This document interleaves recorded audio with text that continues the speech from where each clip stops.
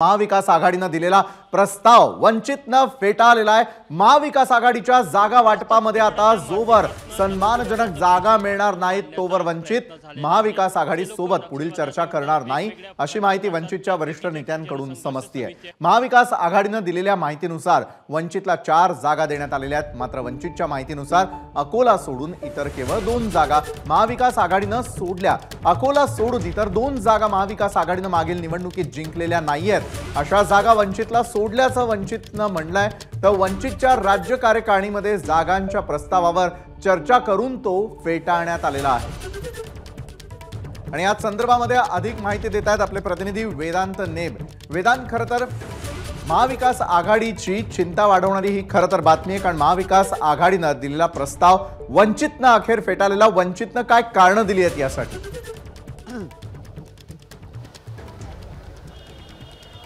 ज्या प्रकारे आपण बघतो विशाल, महाविकास आघाडीकडून 4 जागा 48 पैकी 4 जागा, कारण 27 जागांवर आपली तयारी वंचित बहुजन आघाडीने दर्शवली, त्यातल्या 4 जागा ह्या देऊ केल्या होत्या।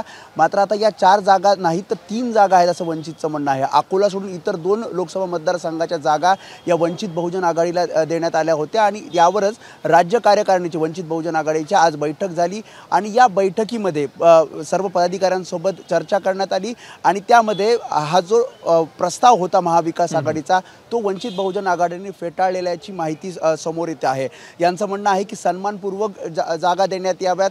या वंचित बहुजन आघाडीचं हे सुद्धा म्हणणं आहे की अकोला सोडून ज्या इतर 2 लोकसभा मतदारसंघाच्या जागा आमच्या वाट्याला येत आहेत त्या लोकसभा मतदारसंघामध्ये महाविकास आघाडीतील पक्ष जे आहेत ते आतापर्यंत तिथे जिंकू शकले नाहीत, अशा जागा वंचित बहुजन आघाडीच्या वाट्याला देण्यात आलेल्या आहेत आणि त्यामुळेच पदाधिकारी त्यासोबत कार्यकर्त्यांसोबत चर्चा करून आता हा निर्णय घेण्यात आलेला आहे की जो महाविकास आघाडी सांगते की 4 जागा, मात्र वंचित बहुजन आघाडीचं म्हणणं आहे की 3च जागांचा प्रस्ताव आम्हाला देण्यात आला होता आणि तो प्रस्ताव आम्ही आजच्या कार्यकारिणीमध्ये फेटाळलेला आहे। आता पुढची वंचित बहुजन आघाडीची भूमिका आहे की जोपर्यंत सन्मानजनक आम्हाला जागा मिळत नाहीत, ज्या जागा आम्हाला हव्या आहेत, ज्या जागांचा प्रस्ताव आम्ही दिलेला आहे, ज्या जागांवर ताकद आहे, ज्या जागांवर वंचित बहुजन आघाडीचा उमेदवार निवडून येऊ शकतो, अशा जागा आम्हाला महाविकास आघाडीने द्याव्यात। मात्र अजूनही किती संख्या आहे किंवा किती आकडा त्यांना हवा आहे जागेचा तो अद्याप वंचित बहुजन आघाडीने सांगितलेला नाही। त्यामुळे आता जोपर्यंत सन्मानजनक जागाचा प्रस्ताव महाविकास आघाडीकडून येत नाही तोपर्यंत पुढील चर्चा ही वंचित बहुजन आघाडी करणार नसल्याचं सांगितलं जातंय। दुसरीकडे महाविकास आघाडीची बैठक होतीये ज्यामध्ये काँग्रेस, राष्ट्रवादी काँग्रेस, शिवसेना, ठाकरे गटाचे नेते हे ट्रायडंटमध्ये दाखल झालेले आहेत। त्यामुळे आता या प्रस्ताव फेटाळल्यानंतर सुद्धा या संदर्भात सगळी चर्चा पुढे जाईल। नक्कीच वेदांत, या सर्व घडामोडींवरती तुमचं लक्ष अशाच प्रकारे असू द्या। तुर्तास दिलेल्या माहितीसाठी धन्यवाद।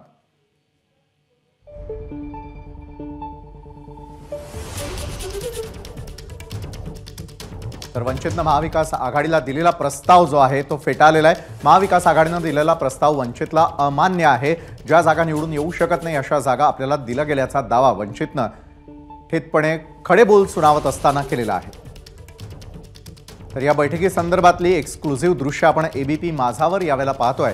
आज वंचितला या बैठकीसाठी बोलावण्यात आलेलं नव्हतं, मात्र सन्मानजनक जागा नसल्याचा आधार घेत आणि या संदर्भातलं कारण देत या बैठकीवरती आणि दिलेल्या प्रस्तावावरती त्यांनी आपली नापसंती दर्शवली आहे।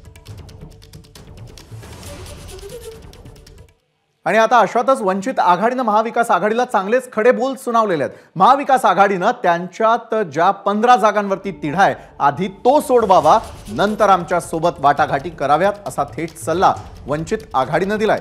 तर तुमच्या भांडणामध्ये आमचा बळी जाऊ देणार नाही असंही वंचित आघाडीचं म्हणणं आहे। त्यासोबतच महाविकास आघाडीत ज्या जागांवरून तिढा आहे त्याची यादीच वंचित आघाडीनं जाहीर केलेली आहे। त्यामुळे वंचित आघाडी आणि महाविकास आघाडीची युती होते की नाही, दोन्ही पक्षातील जागा वाटपाचा तिढा सुटतो की नाही हे आता पाहावं लागणार आहे। एबीपी माझा, उघडा डोळे बघा नीट।